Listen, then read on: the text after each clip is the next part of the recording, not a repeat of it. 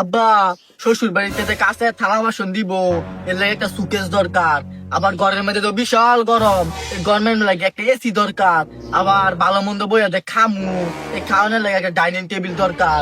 তুই আমার এই কথা কস রে, তোর বাপ ইডারে ক। চাচা আনু বিয়া দিন যেত না লইন যাই গিয়া।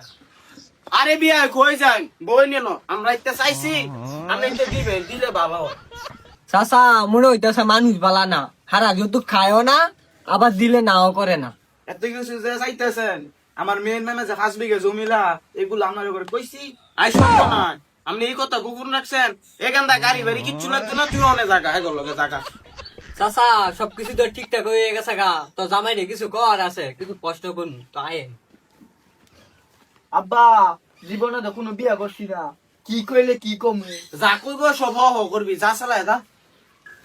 আচ্ছা তুমি কি কোনোদিন মেয়ে নিয়ে ধরা খাইছো? হ্যাঁ চাচা দেখছুন সুলারি কালার পোলা বলে। আচ্ছা তুমি কি বিড়ি খাইছো? হ্যাঁ চাচা দেখছুন কত আনি আগাইছে।